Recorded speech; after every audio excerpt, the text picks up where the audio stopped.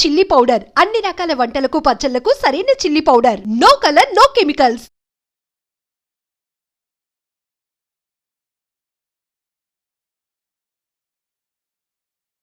నమస్కారం గురుజీ.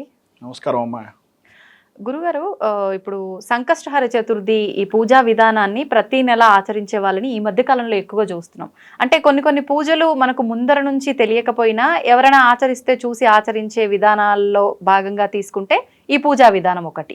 అయితే ఇది వ్రతంలాగా ఆచరిస్తారని, పూజలాగా ఆచరిస్తారని, కొంతమంది అంటే ఇన్ని అని సంఖ్య పెట్టుకొని ఆ సంకల్పం చెప్పుకొని ఆచరిస్తారని రకరకాలుగా వింటూ ఉన్నాం.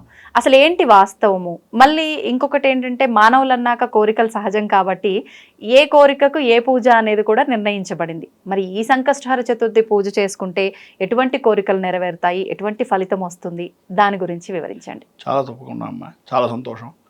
ప్రధానంగా గణపతి అంటేనే మీరు చెప్పినటువంటి దాంట్లోనే ఉంది సంకష్టహర చతుర్థి. ఎవరికి ఏ బాధ ఉంటేనా దాని సంకటం అంటాం. అవును.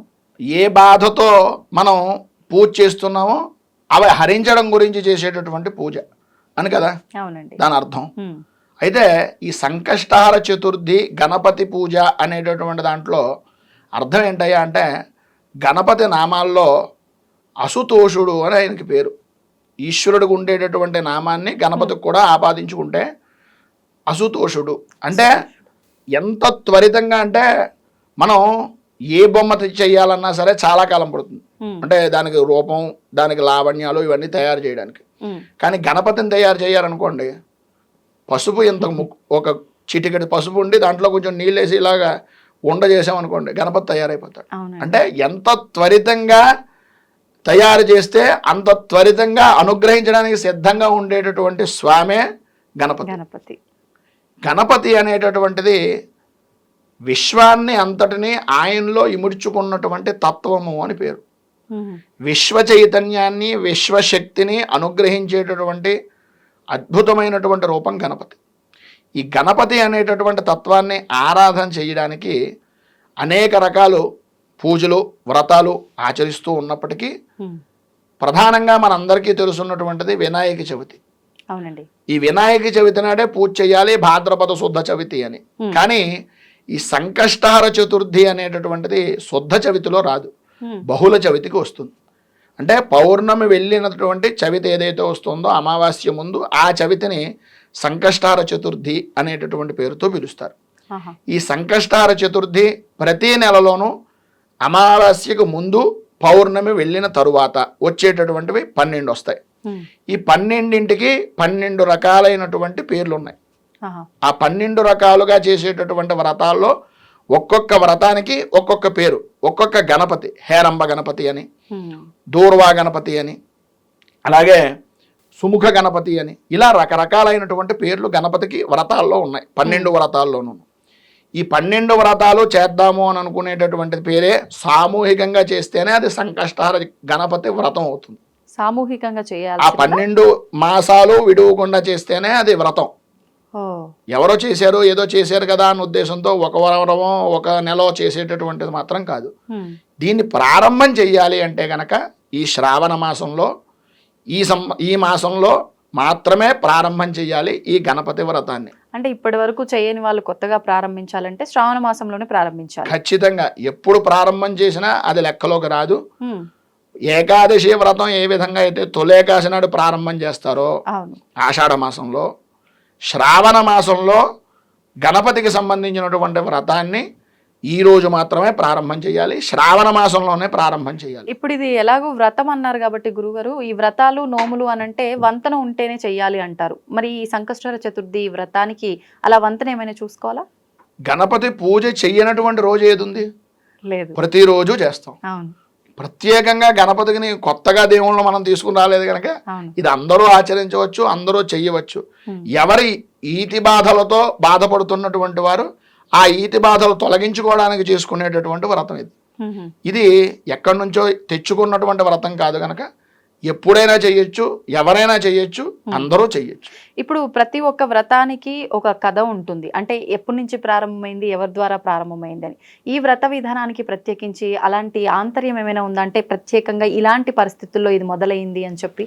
ఖచ్చితంగా అమ్మ, ఇప్పుడు భగీరథుడు సంబంధించినటువంటి విధానంలో భూమికి గంగను తీసుకుని వచ్చేటటువంటి సమయంలో భగీరథుడు గణపతిని ఆరాధన చేసిన తరువాతే విఘ్నాలు తొలగి గంగ భూమికి ఆవిర్భవించింది అని, పార్వతీదేవి పరమేశ్వరుణ్ణి వివాహం చేసుకోవడానికి కూడా గణపతిని ఆరాధన చేసింది అని, పాండవులు వారి యొక్క రాజ్యాన్ని పొందడానికి సాక్షాత్తు శ్రీకృష్ణుడే ఈ సంకష్టహర చతుర్థి వ్రతాన్ని ఉపదేశం చేశారు అని, అలాగే శంభుడు అనేటటువంటి వాడు కుష్ఠరోగ నివారణ గురించి ఈ వ్రతాన్ని ఆచరించారు అని, నలుణ్ణి వివాహం చేసుకోవడానికి దమయంతీదేవి ఈ సంకష్టహర చతుర్థి వ్రతాన్ని ఆచరించింది అని, అలాగే బ్రహ్మగారితో సహా బ్రహ్మ సృష్టి ఆవిర్భవించేటటువంటి సృష్టిని ప్రారంభం చేద్దాం అనుకునేటటువంటి సమయానికి దశాశ్వమేధ ఘాట్ అని కాశీలో ఉంటుంది. ఆ కాశీ క్షేత్రంలో బ్రహ్మగారు అనుష్ఠానం చేసి ఆ అనుష్ఠానం చేసిన తరువాత సృష్టిని ప్రారంభం చేద్దాం అనుకునేటటువంటిది ఆయన వల్ల అవ్వకపోతే ఆకాశవాణి చెప్పింది, ఈ శ్రావణ బహుళ చవితి నాడు గనక సంకష్టహర చతుర్థి రూపకంగా గణపతిని ఆరాధన చేసినట్లయితే నీకు విఘ్నం లేకుండా సృష్టి కార్యం జరుగుతుంది అనేటటువంటి విషయాన్ని విని గణపతిని ఆయన ఆరాధన చేసి ఆ ప్రదేశంలో దశాశ్వమేధ ఘాట్ అనేటటువంటి ప్రదేశంలో బ్రహ్మగారు తపస్సు చేసినటువంటి ప్రదేశం అది, ఆయన ప్రారంభం చేసినటువంటి రోజు అది. అంత విశేషమైనటువంటిది ఈ సంకష్టహర చతుర్థి వ్రతం. ఇది అంటే వివాహం అయిన వాళ్ళు కాని వాళ్ళు ఎవరైనా ఆచరించవచ్చా అండి? ఏ కోరికతో ఈ యొక్క వ్రతాన్ని ఆచరిస్తారో, చదువుకునేటటువంటి వారికి చదువు, వివాహం కానటువంటి వారికి వివాహం, సంతానం లేని వారికి సంతానం, రాజ్యకాంక్ష కలిగినటువంటి వాడికి రాజ్యాధికారం కూడా వచ్చేటటువంటి అద్భుతమైనటువంటి సులభమైనటువంటి వ్రతం సంకష్టహర చతుర్థి వ్రతం.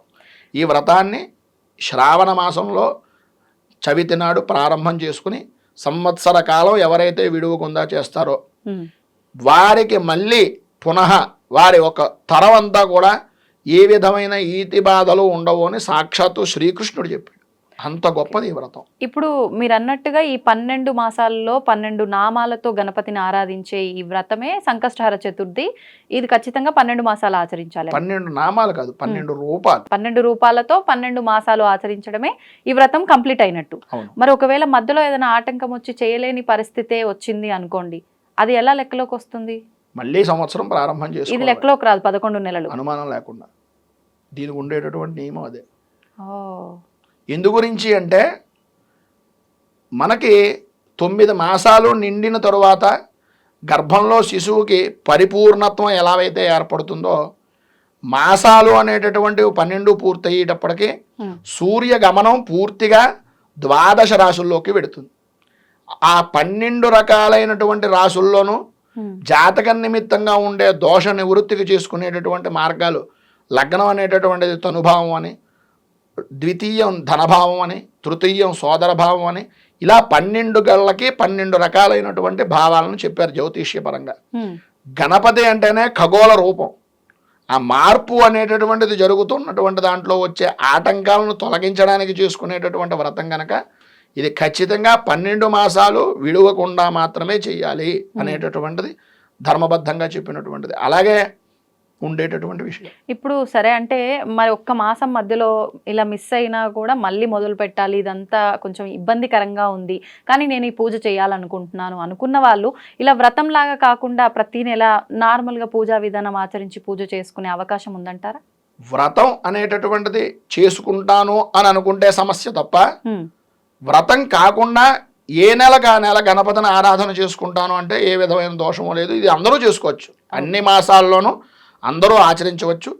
వ్రతం అనేటటువంటి నియమం పెట్టుకుంటే మాత్రం 12 మాసాలు చేస్తేనే వ్రతం పూర్తవుతుంది.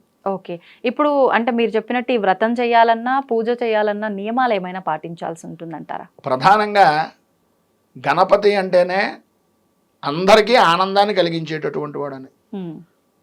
శుక్లాం వరధరం విష్ణుం శశివర్ణం చతుర్భుజం ప్రసన్నవదనం.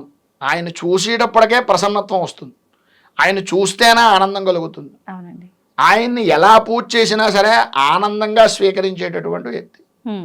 ప్రపంచంలో పనికిరాంది గడ్డి అని, ఆ పనికిరాని గడ్డినే ఆయనకి ప్రీతిగా తీసుకునేటటువంటి వ్యక్తి. ఇంక దీంట్లో లోపాలే ఉంటాయి తల్లి. అందులో ఏ విధమైనటువంటి అనుమానం లేదు. ఎవరి భక్తి ప్రధానంగా తీసుకుని ఎవరి శక్తిని అనుసరించి వాళ్ళు ఆచరించవచ్చు. ఇప్పుడు అంటే ఈ రోజున ఇది సాయంకాలం చేయాల్సిన పూజా విధానం అని చెప్తుంటే విన్నానండి.